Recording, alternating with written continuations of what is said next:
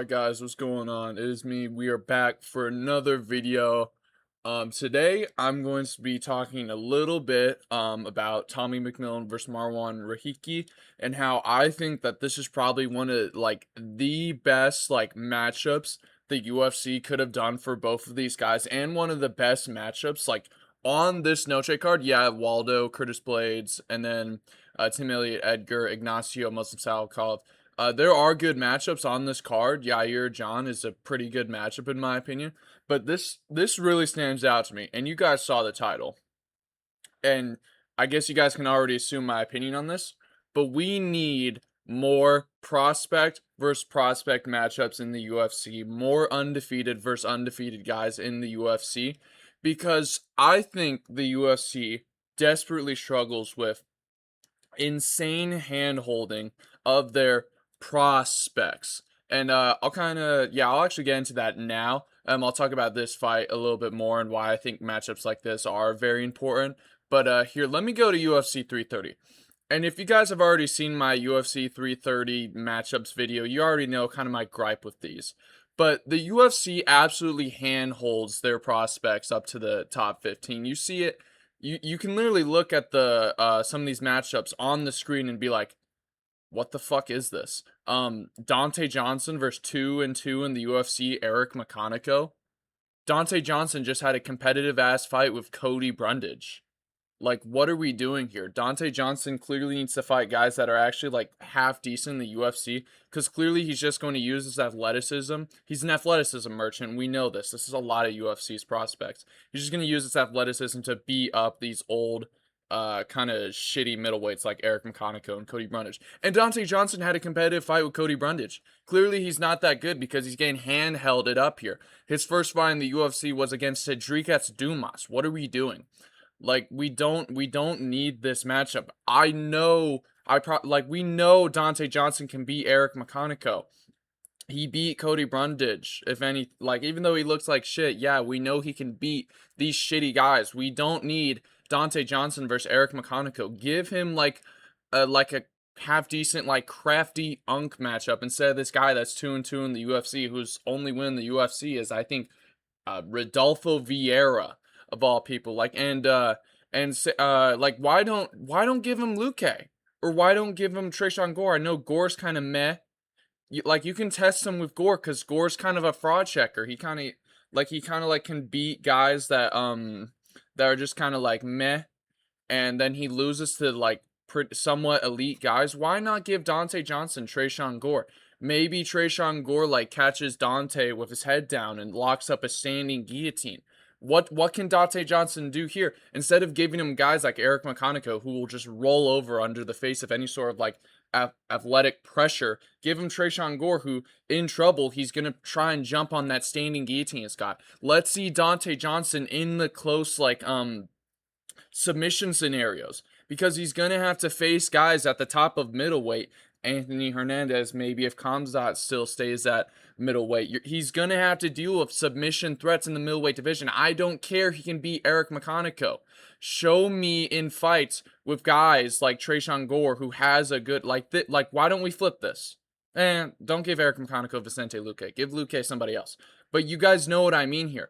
Give, Dante Johnson doesn't need 2-2 Eric McConaughey. He needs kind of crafty, still decent unks, I guess, or crafty guys who have been in the mainstay in the UFC. Tresean Gore was on The Ultimate Fighter and has been in the UFC for a while, fighting decent-ish guys, losing to having some questionable losses, but some weird career resurging wins. Give him a guy like Gore, and we can see Dante Johnson under something like a submission threat. That was just a random kind of rant by me. But here, these two, this card is so shit that there's only 4 fights on this. I know Charles Johnson, where the fuck is he? Where's Charles at? Charles Johnson versus Jose Ochoa is on here. I don't know. That's kind of a decent jump for Jose, because we kind of already know ceiling. But why? Why do this, guys? Mansour Abdul Malik versus Dustin Stoltzfus. I already touched on most of this in my last video. This is just kind of making a bigger point so I can compare this to Marwan Rahiki versus Tommy McMillen. Mansour Abdul Malik, he's an athleticism merchant. We know this. He's beaten Cody Brundage and a couple other bottom of the barrel middleweight guys. Yeah, this guy's wins are this Klein guy. I don't think Klein is still in the UFC. Dusko Todorovic, who's probably going to get cut soon. And then he lost to Yusri Belgurli, and this was a pretty good matchup at the time. And then he subbed Antonio Trocoli. Like, clearly we're not giving him like high quality matchups here. We're just giving him guys that'll just roll under any sort of pressure. And then when he does fight a guy that's not just going to roll under his athleticism, you're going to hear me say this a lot, roll under, because these guys are just going to push their will onto these shitty cans, and then they're just going to fall over. Yusri Belgurli is probably a top 15 level middleweight. He's huge, he has amazing kickboxing, and he has an amazing gym that he's training out of. So giving this matchup, it was really like a test to see, hey, is Abdul Malik really so good? Like, guys, he subbed Antonio Trocoli in the first round. No, he fought a guy who's not just gonna roll under his pressure and his whatever, and he got KO'd for it. And that's how we know, like, hey, Abdul Malik's gonna have to make some adjustments and not just rely on his athleticism to win fights. But unfortunately, we're going to have to deal with that here, because obviously I'm pretty sure Mansour Abdul Malik should be good enough to beat Dustin Stoltzfus. Clearly he can beat these bottom of the barrel cans at middleweight. And don't even try to like hardcore wannabe me here. Dustin Stoltzfus is not a UFC level fighter. Clearly not. He's 3-7. I think this guy has lost to Rodolfo Vieira and Cody Brundage. Like, yeah, no shit, Mansour Abdul Malik can like KO Dustin Stoltzfus. It's because he's athletic and like an actually like somewhat decent like archetype for a middleweight. Obviously, he can beat Dustin Stoltzfus. How about, I guess I don't really need to say how about, but obviously we don't need to see this. Cut Dustin Stoltzfus and do better. And then 40-year-old Edson Barboza. Barboza should retire, by the way. This is actually criminal. Like, it was one thing to give Edson returning Jalen Turner. Jalen Turner was on some losses. It's one thing to do that, and then he gets KO'd in the first round anyway. It's another thing to go off that and say, yeah, Edson Barboza just got KO'd by Jalen Turner. Oh, our little prospect guy, Esteban Rijovic, yeah, he got choked out by Gamrot. Let's give him 40-year-old washed, should retire Edson Barboza. This is legitimate handholding. We have given Esteban like good matchups, Nasrat Hakranas and Terrence McKinney. We know he can beat decent level lightweights. Why don't we give him Jalen Turner? Instead, we're just handholding him like, yes, Esteban, you're super good. Yes, you can bounce back. You can get back in the division. Yeah, here, have 40-year-old Edson Barboza. Yeah, guys, this is such a hardcore matchup. Guys. No, we don't care that Esteban can beat Edson Barboza. Edson should retire. Because he's 40 and on like a 3-fight loss streak. We don't need to see this. Give Esteban, Jalen Turner, or Kyle Fernandez. We don't need this. Because I know Esteban's just going to put on some sort of like kickboxing masterclass against a 40-year-old man. A man that needs to retire. A dad. Like a grown-up dad. We don't need this. We know Ribovic is good. We've seen that he's good. We've seen his abilities in his fights. We don't need to see like some sort of like round 1 knockout over old Edson Barboza. And then 331 here. Yeah, Ryan Gondra versus Ozzy Diaz. I don't need to see this. Ozzy Diaz just got chinned by Tiba Gautier. You know what we're going to do? Clearly this guy might not even be UFC level. You know what we're going to do? We're going to give him another heavy-handed striker in Ryan Gondra. Bro, guys, we know Ryan Gondra is probably good. He KO'd the greatest middleweight prospect in the entire division, Zach Reese, bro. We don't need to see Ryan Gondra fighting Ozzy Diaz, who just got chinned by Tiba Gautier.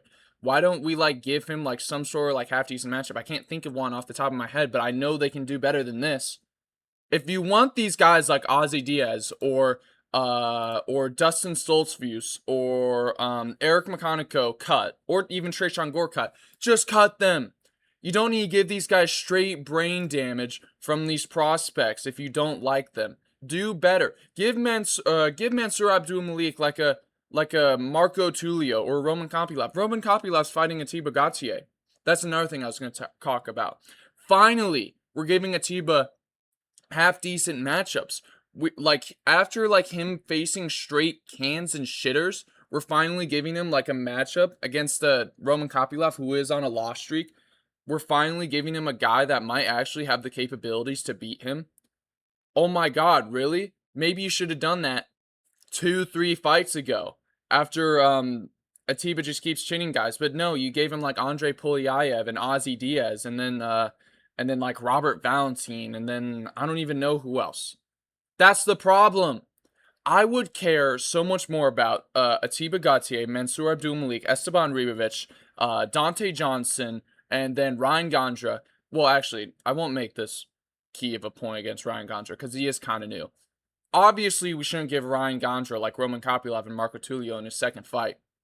But he also doesn't need Ozzy Diaz either. We can give him like Robert Valentine or some shit. I don't know. We don't need these guys to be fighting straight shitters. We need competitive matchups for our prospects, unless they're just going to get fraud checked by the guys in the top 15. We've seen this. Mansour just got shinned by Yusri. And it was not a fraud check because clearly he's still UFC level. He's going to destroy Dustin. We know this. But we didn't know that until he fought Yusri because he never faced any sort of hard competition. He fought Antonio Trocoli, Cody Brundage, the Klein guy, and then whoever else. I don't need to see this. Sorry, guys. I'm low-key ranting. Edmund, like you can give one of those guys Edmund Shabazian or Bruno Ferreira, or like like both of these guys are coming off losses. This is a pretty good matchup. Bruno's on a 3-fight loss streak. If he beats Edmund, this practically saves his career. But you can give these guys to the prospects. I would care so much more if you put Mansour Abdulmalik versus, and this is perfect. Bruno Ferreira's on a loss streak. You can justify this. And if Mansour Abdulmalik beats Bruno Ferreira, I'm like, okay, Bruno was in the top 15. All right. Maybe Mansour isn't as much of an athletic merchant as I thought. Maybe he's actually going to be competitive with middleweights. No, you're going to give him 3-7 Dustin Stoltzfus. Now, in comparison, now I'm finally going to talk about Tommy McMillen versus Marwan Rahiki. Both these guys are clearly crazy good. Rahiki, in his last fight, I think it was on that Australian card, he chinned that guy on short notice. Yeah, obviously, like we know that was going to happen.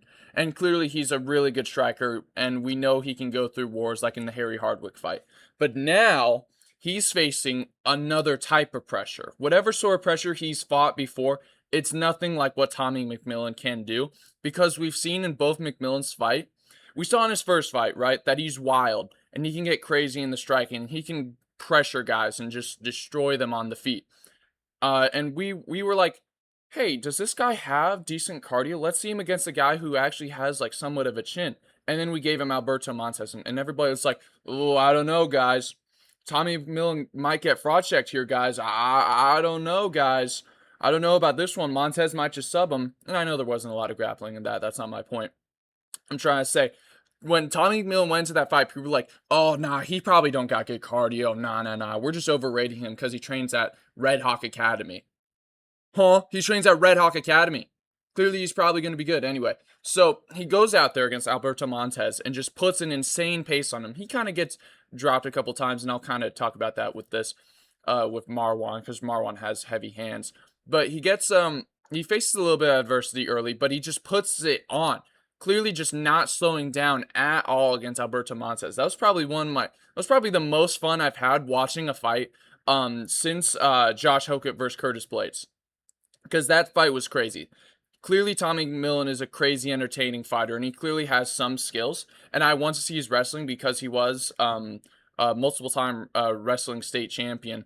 So I hope he actually shows some wrestling against Rahiki here, because he might actually have to. But clearly, Tommy McMillen has cardio, and he has insane pressure, and he does have a somewhat decent chin.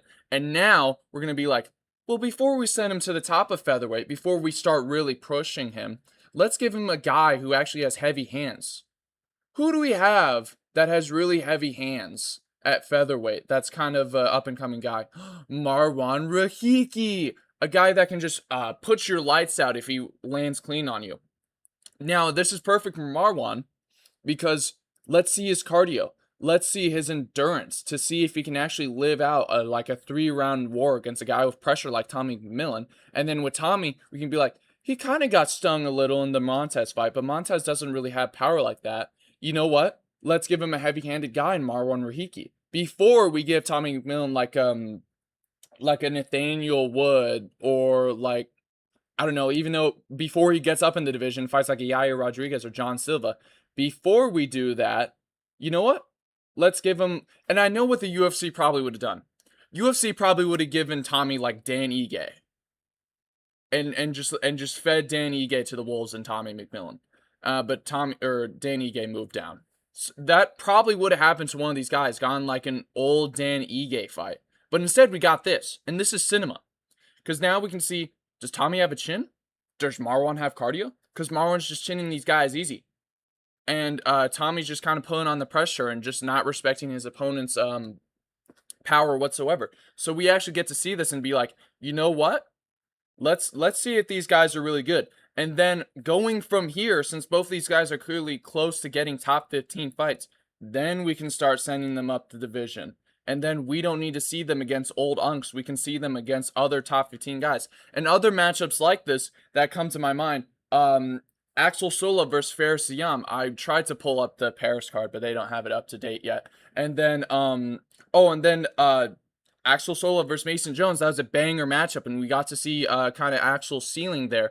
And then Faris Siam versus Tom Nolan. Like, Faris Siam definitely deserved to go up the division, but instead we challenged him with a fellow younger guy. And then he clearly looked good.